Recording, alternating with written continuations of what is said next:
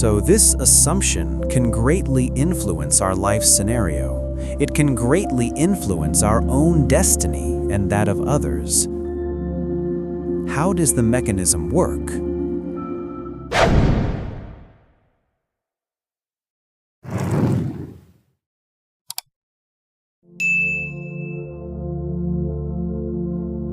True greetings, Rahayu. This time we enter Series 6, still regarding assumptions. Some people are more comfortable using another term, namely prejudice. Just the same, it is something that is truly believed in, something that is affirmed or believed in, anything that is believed in. In the previous series, it was explained a little that it is said to be an assumption or prejudice because in a condition where you have never seen it yourself, have never experienced it yourself, or it has not happened. If you have witnessed it yourself, it is no longer just an assumption, but becomes an experience or fact for your mind. Whether you realize it or not, perhaps you have been assuming or believing something that you yourself have not witnessed. For example, your opinion about God. You have never seen God, but you assume or believe that God exists. Even God is considered by you to be great. How big it is, you don't know either, let alone ensure. Because your mind doesn't reach it. Only a little knowledge is given to you. At least it is in line with your limited mental assumptions. But clearly you don't deny it, right? You choose to think so. You choose to believe it or put your faith in it. Why do you choose to believe it? Because you haven't seen, experienced, or witnessed it yourself. If you have witnessed or experienced it yourself, then it will be a real experience for you. Because it has happened and is truly a real experience for you, all kinds of assumptions or beliefs will be released by themselves. Usually, the trust that is released will be picked up and used by others in the hope of experiencing what you experienced. The question is, after witnessing God, why did that belief then disappear by itself?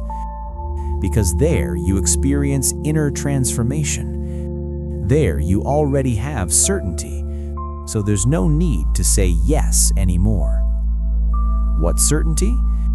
The certainty that it turns out that God cannot be considered to exist or considered not to exist. Because God transcends both circumstances and nothingness itself. The certainty that God is such is beyond any dimension known by the mind, whereas belief is in the realm of the mind. The certainty that God is above all else. It cannot be compared to anything, and so on and so forth, blah, blah, blah. The certainty that what has been considered or agreed to so far is merely an approach, not what was meant. The certainty that the mind does not reach such a region. Shh. This one is a secret. Sorry for the slight leak. For this part, maybe some people have a bit of a headache understanding it. Just save this part for now. Everything has its time. Let the soul grow and develop as it is, because if it's not time to understand, even forcing it will be useless. It's as if I were a little kindergarten kid who was forced to understand advanced calculus and algorithms lecture material. Never mind thinking about the material, even reading is difficult. It will only cause inner conflict, so just forget it. What I said is not what was meant, because God Himself cannot be defined by human reason. This statement that cannot be defined is itself a definition. Well, it's a headache, right? That's why some existing concepts of divine teachings really emphasize the importance of faith. Why? Because no matter how sophisticated the human mind is, it will not be able to define something that is beyond the reach of the mind. So a mental attitude of trust is needed at the start. Hey, what are the definitions of God that are scattered around? That's right. There's nothing wrong with that. However, that is just an approach. We've discussed a bit in part 4 that it's sugar. That's not what was meant. Not a watermelon. These approaches are used as a guide or compass in which direction humans should move. I think these approaches are important. However, it is very unfortunate when these approaches are considered to be the truth. In fact, these approaches are just a finger pointing at the moon, not the moon itself. One of the many models of these approaches is your opinion. So of course, you will be happy to pass on your opinion to other people, right? The assumptions you pass on to others will strengthen the power of your assumptions to come true, regardless of whether it is a mature opinion or a childish opinion. Just the same. I will take an example of the assumptions of the people around us. Some consider this superstition, while others consider it real. As before, this is just an example to illustrate the situation to make it easier to explain. Maybe you have heard the story that if a gecko falls on someone, it is a sign that in the near future they will experience something bad. Suppose you think so. If a gecko falls on you, something bad will happen in the near future. Let's say I believe in you. So your assumption will also apply to me, and it will settle in my subconscious mind. The term is duplication of assumptions. This duplicate assumption will also support or strengthen the realization of your assumption.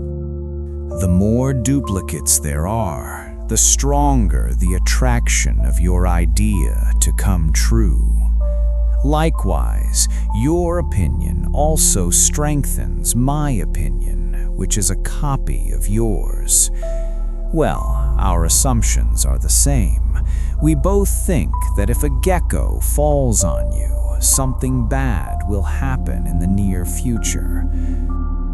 Other people who join in believing in our assumptions are the same as agreeing with what we believe. So other people's approval will strengthen the power of our assumptions to become more real or realized, vice versa. So they strengthen each other. So if one day a gecko falls on me, what comes to my mind is a bad incident. According to the law of attraction, I order what I think, plus the same assumptions from the people around me. Their order is the same as mine. That is, I attracted the bad incident with my own feelings of worry, and added to that the feelings of worry of the people around me. Moreover, the people who love me are of course emitting the same waves of worry. After the order came, I didn't trust it anymore. Why? Because I have proven the reality myself. This is no longer a belief for me, but it has been a real experience for me. I have experienced it myself, am a witness, and my testimony is proof for others who doubt it. So, was the bad incident that happened to me really because of a gecko falling on me? Most people, especially those who believe in the gecko fairy tale, will assume that the bad incident that happened to me was because a gecko fell on me earlier. But it turns out, no. The bad incident that happened to me was not because the gecko fell on me. but because I think or agree so. I believe that if a gecko falls on someone, they will experience something bad in the near future, and also, plus the approval from the people around me. So it's not the lizard's fault that it's pregnant. That's why assumptions can really influence a person's fate. You can gather a lot of questions about this by taking examples of cases around you, and the answer will not be far from what he thinks. Example: why does myth A happen there, but not here? Why is this belief so strong here, but not there? Why is Umba A's advice more effective than Mass B's advice, even though the essence of the advice is the same? Why does Mr. B's spell have a more noticeable effect than Uncle C's spell, even though the spell is the same?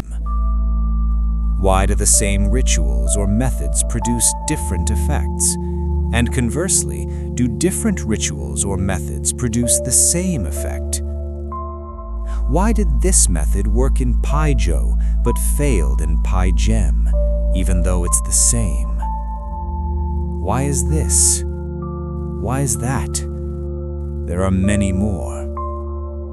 The point is, now you understand it's all about assumptions. Regarding the lizard, what if the opinion was changed? For example, if a gecko falls on you, it means you will get a lot of money. What happened? Really get a lot of money?